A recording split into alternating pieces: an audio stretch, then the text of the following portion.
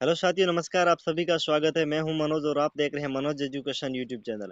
तो आज के सेशन में हम बात करने वाले हैं कंप्लीट राजस्थान की जो आप सभी को पता, आपने सुना ही होगा कि राजस्थान के वो दो टुकड़े करके राजस्थान को दो भागों में डिवाइड कर दिया जाएगा, दो स्टेट में डिवाइड कर दिया जाएगा। लेकिन कहाँ तक वो बात सत्य है? क्या वास्तव में राजस्थान को दो भागों में डिवाइड किया जाएगा या नहीं किया जाएगा? और राजस्थान का जो दो खंडों में विभाजित करने के बाद में इसका क्या नामकरण रहेगा, क्या प्रोसेस रहेगा, कंप्लीट मैं आपको जानकारी देने वाला हूँ। लेकिन आप सभी को यह जानकारी कंप्लीट होनी आपको पता होनी जरूरी है कि राजस्थान के है वो इस बार दो टुकड़े है वो नहीं होंगे। इसका क्या कारण है वो मैं आपको है वो बिल्कुल संविधान के अकॉर्डिंग मैं आपको बता दूंगा। तो सबसे पहले आपको क्या करना है, अपना आप सभी को पता ही होना चाहिए कि संविधान में वो राज्यों के संदर्भ में, पुनर्गठन से संदर्भ में, नाम चेंजेस से संदर्भ में, इनकी सीमा को लेकर के इनका जो किस प्रकार का वो रहता है प्रोसेस, वो मैं आपको कंप्लीट बताने वाला हूँ। तो वीडियो को शुरू से एंड तक देखना। अगर वीडियो जो पसंद आई तो लाइक कर देना, चैनल पर पहली बार विजिट किया तो सब्सक्राइब जरूर कर देना। इसी प्रकार के हम वीडियो को लेकर के आते रहते हैं। तो बिना किसी तरीके से सेशन को स्टार्ट करते हैं। सबसे पहले मैं यहाँ पर आपको बताऊंगा, ये है मरु प्रदेश का जो राज्य है उसके तहत। अब देखो, कई दिनों से ना काफी सारे बच्चों के कमेंट वो भी आ रहे हैं कि राजस्थान को मरु प्रदेश में बांट दिया जाएगा। ये कहाँ तक बात उचित है या नहीं है वो आपके ऊपर डिपेंड करती है।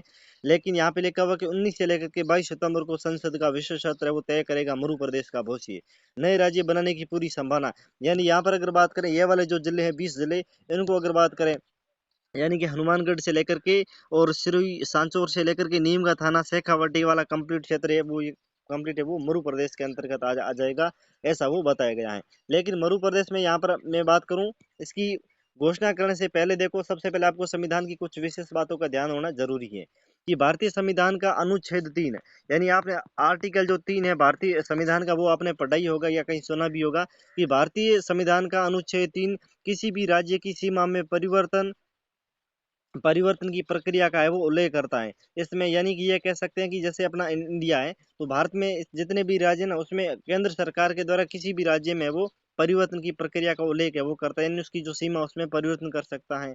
यानी कि भारतीय संविधान का अनुच्छेद 3 किसी भी राज्य की सीमा में परिवर्तन की प्रक्रिया का उल्लेख करता है।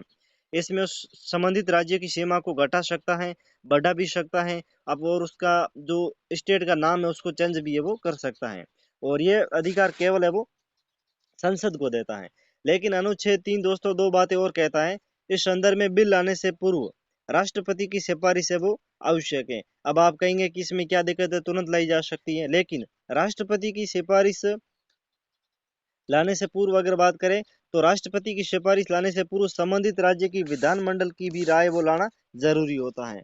ऐसा अनुच्छेद है वो 3 कहता है। मैं नहीं कहता हूँ ये, ऐसा है वो अनुच्छेद 3 कहता है। अगर आपने नहीं पढ़ा है तो एक बार उसको पढ़ लेना, ठीक है। तो ऐसा अनुच्छेद वो है वो 3 कहता है। यानी संबंधित राज्य की विधानमंडल, यानी कि हम ये कह सकते हैं राजस्थान की विधानसभा, आपको पता है, तो राजस्थान की विधानसभा से राय ले जाएगी। और राय माने या ना माने वो तो उसके ऊपर डिपेंड करता है, वो उसके ऊपर निर्भर करता है। लेकिन राय तो उनको जरूर लेनी होती है, लेकिन राय तो जरूर ली जाएगी, ऐसा अनुच्छेद 3 है वो कहता है।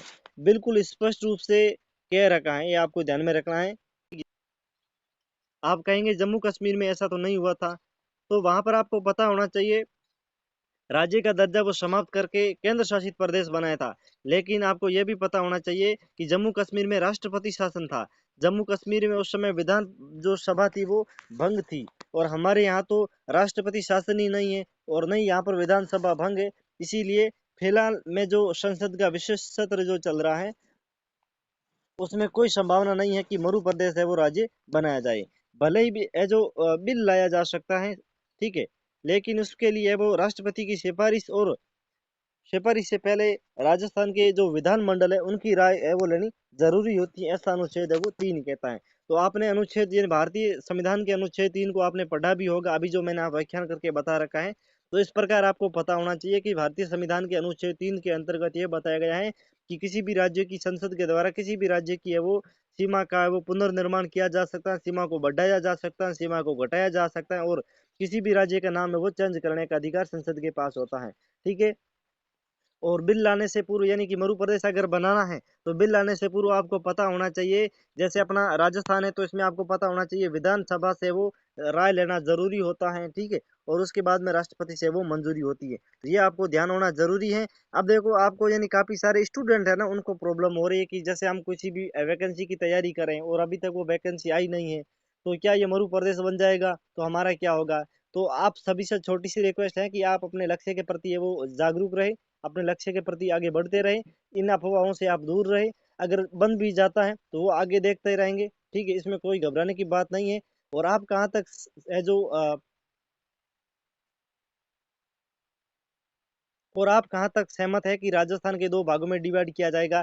आप कमेंट करके जरूर बताइए, क्या राजस्थान को दो भागों में डिवाइड करना अच्छी बात है या सही नहीं बात है? आप कहाँ तक सीमित है, क्या बनने चाहिए या नहीं बनना चाहिए? आप कमेंट है वो जरूर करें। Thank you.